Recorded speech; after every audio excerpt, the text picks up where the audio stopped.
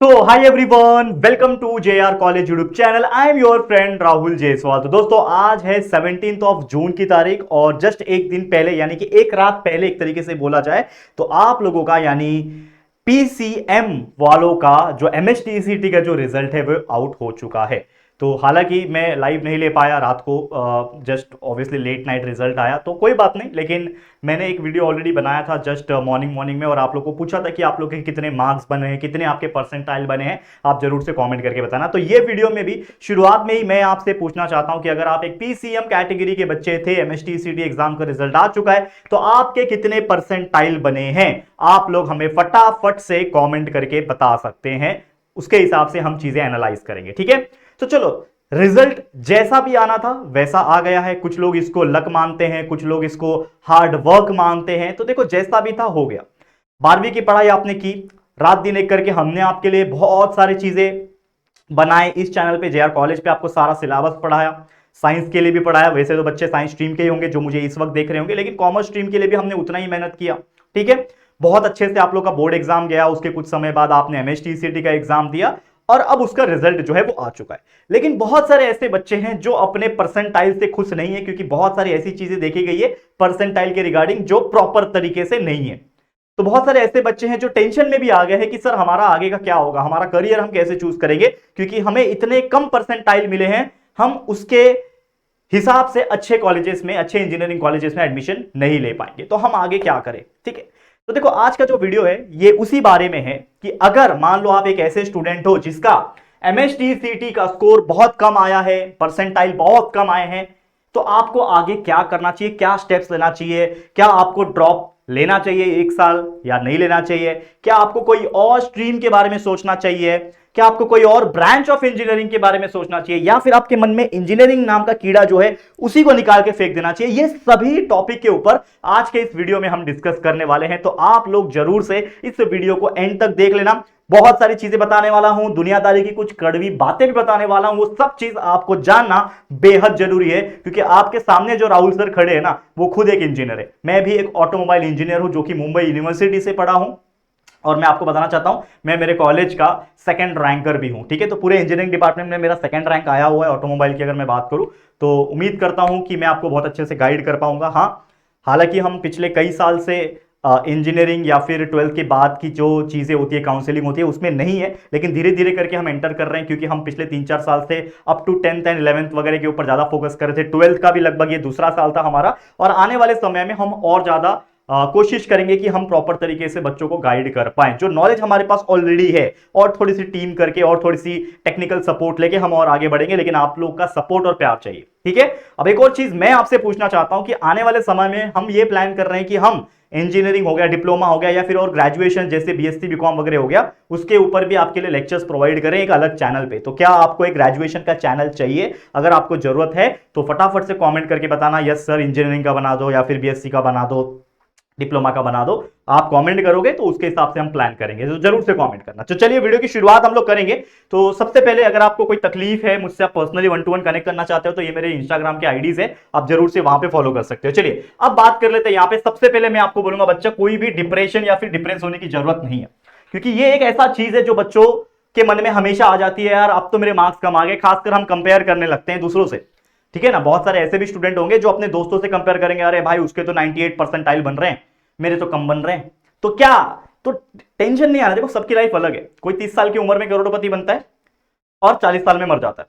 कोई 50 साल की उम्र में करोड़पति बनता है और 80 साल तक जीता है। तो सबकी लाइफ अलग है, सबका बोलते हैं ना, लाइफ के गोल्स भी अलग है। मैं बहुत अभी एक ट्रैजिक न्यूज सुना कुछ दिन पहले, बहुत पूरा देश उससे दहल उठा है, जो कि प्लेन क्रैश, ठीक है ना। आपको पता होगा एयर इंडिया का प्लेन क्रैश हुआ, कितना दुख लगा यार। 241 मेंबर्स आउट ऑफ 242 मेंबर्स जो प्लेन के अंदर थे वो तो डेड हो गए, लेकिन एट द सेम टाइम जिस बिल्डिंग के ऊपर गिरा वो एक हॉस्टल था, मेडिकल कॉलेज का, उसमें भी कई सारे जो अपकमिंग डॉक्टर्स थे और जो डॉक्टर्स थे उनकी भी डेथ हो गई। तो ये बहुत ही बोलते हैं ना, बहुत सोचने वाली बात है। देखो, ये लाइफ अनप्रिडिक्टेबल होती है, तो पहली बात तो हमें ये लाइफ को वेस्ट नहीं करना है, दूसरों से कंपेयर करना है। आपको क्या करना है, आपको किस में इंटरेस्ट है? जिंदगी में कई सारे अपॉर्चुनिटीज आते हैं, इनमें से कोई एक अपॉर्चुनिटी को अगर आप पकड़ लोगे, आप आगे बढ़ जाओगे। तो पहला चीज, डिप्रेशन नहीं करना है। Life always give you multiple chances, जैसा मैंने अभी बताया।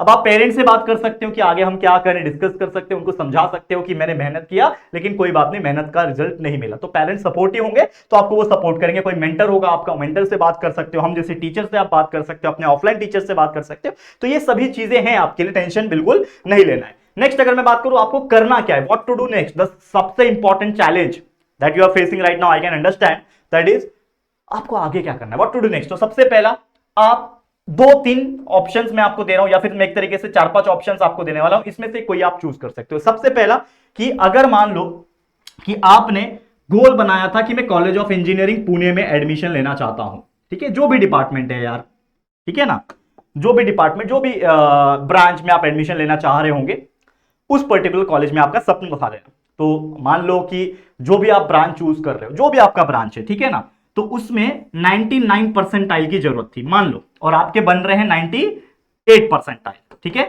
तो 1 परसेंटाइल से आपका वो सपना नहीं हो पाएगा पूरा, क्योंकि वो कॉलेज आपको नहीं मिलेगा, क्योंकि कट ऑफ जो है वो 99 का। एक एग्जांपल बता रहा हूं, ठीक है, मैं ये नहीं बोल रहा हूं कि एग्जैक्ट यही है, मैं कोई अभी काउंसलिंग नहीं करने बैठ रहा हूं, हम करेंगे फ्यूचर में, अगर ऑब्वियसली हम करेंगे तो आप लोगों को पता चलेगा ही, लेकिन फिलहाल में तो मान लो सीओईपी नहीं मिला, लेकिन तो और भी तो वैसे कॉलेजेस होंगे ना।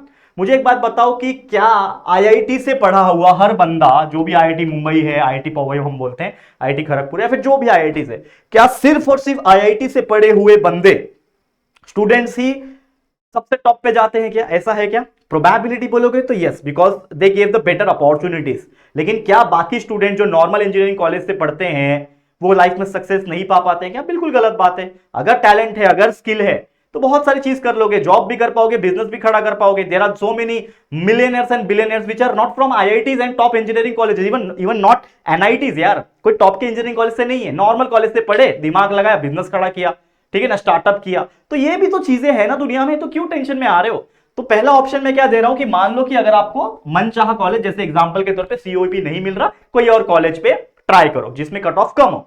जो भी ब्रांच लेना था, आईटी लेना था, सीएस लेना था, एआई लेना था, ठीक है ना, या फिर मैकेनिकल लेना था, इलेक्ट्रिकल लेना था, जो भी लेना था, सिविल लेना था, उसमें आप दूसरे कॉलेज में आप जा सकते हो अगर आपका मन गवाही दे तो, अगर वो अच्छे कॉलेज है तो। ये पहला ऑप्शन मैं आपको दे रहा हूं। दूसरा क्या, अल्टरनेट स्ट्रीम ले सकते हो। जरूरी है क्या कि मैकेनिकल ही करना है? जरूरी है क्या आईटी ही करना है? जरूरी है क्या सिविल ही करना है? बहुत सारे ऐसे लोगों को देखा हूं मैं जो मैकेनिकल इंजीनियर्स हैं, लेकिन बाद में वो स्विच हो जाते हैं आईटी फील्ड में कुछ कोर्स करने के बाद। मैकेनिकल इंजीनियर बन गए, 4 साल पढ़ाई किया, मैकेनिकल इंजीनियर बन गए, बाद में पता चला कि यार मैकेनिकल में ना काम जो कर रहा हूं मैं, जो मैं मशीन्स बना रहा हूं या फिर मेंटेनेंस कर रहा हूं या फिर मैं डिजाइन कर रहा हूं, मुझे मजा नहीं दे रहा है। तो मैंने क्या किया, 2 साल, 1-1.5 साल का कोई कोर्स था या फिर 6 महीने का कोई कोर्स था, किया, लैंग्वेजेस सीखे, थोड़ा सा कोई आईटी फर्म में स्टार्टिंग में स्ट्रगल किया, काम किया, और आज मेरा पैकेज कोई एक मैकेनिकल इंजीनियर से भी बहुत ज्यादा है।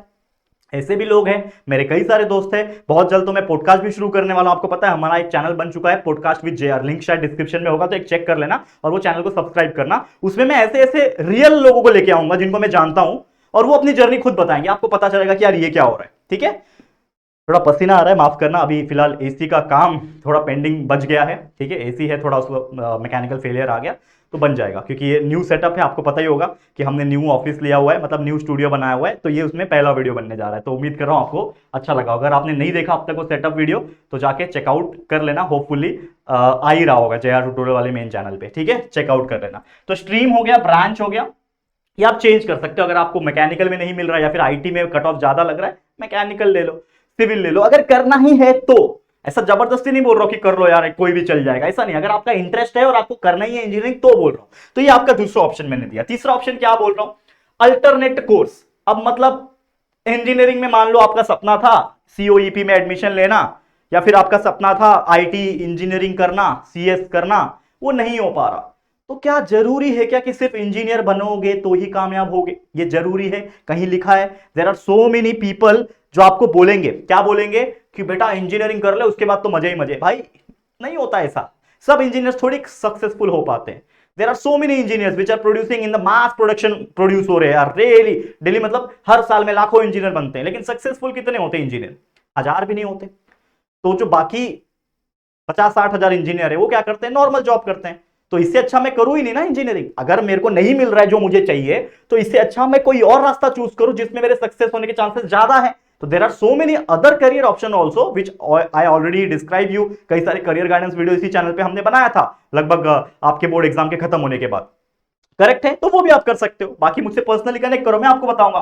तो वाई ओनली चूज इंजीनियरिंग, क्यों करना है भाई? बहुत सारी और ऑप्शन है। फार्मेसी में जा सकते हो, अगर आपने बायोलॉजी भी रखा था, पीसीएम के अलावा बायोलॉजी भी आपका एक सब्जेक्ट था, तो आप फार्मेसी में भी जा सकते हो अगर आपने वो एग्जाम दिया होगा। मेडिकल में जा सकते हो, कुछ ग्रेजुएशन नॉर्मल कोर्स में जा सकते हो, बीएससी है और भी बहुत सारी चीजें उसमें जा सकते हो, ठीक है ना। बिजनेस कोर्सेज होते हैं उसमें जा सकते हो, कुछ शॉर्ट ड्यूरेशन कोर्सेज होते हैं उसमें जा सकते हो, कोई पर्टिकुलर स्किल को ही सीखने के लिए कोर्सेज होते हैं उसमें जा सकते हो, पप्पा का बिजनेस है उसमें जा सकते हो। There are so many option यार, लाइफ रुकती नहीं है किसी के लिए।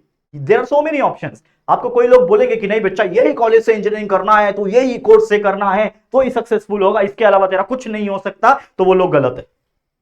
तो वो लोग गलत है। There are more chances of successful people कि हाँ वो उस कॉलेज से पढ़ेंगे, कैंपस होगा, ज्यादा इंडस्ट्रीज आती है तो जॉब मिल सकता है जगह पे, ठीक है, ये चांसेस है। लेकिन अगर मैं बोलूं नहीं उसी से मिलेगा तो ये गलत है, ठीक है। तो ये मान रखना, आपके सामने भी आपके राहुल सर बहुत ज्यादा इंटरव्यू दे चुके हैं, टेंशन मत लेना, इतने सारे इंटरव्यू की आप सोच भी नहीं सकते।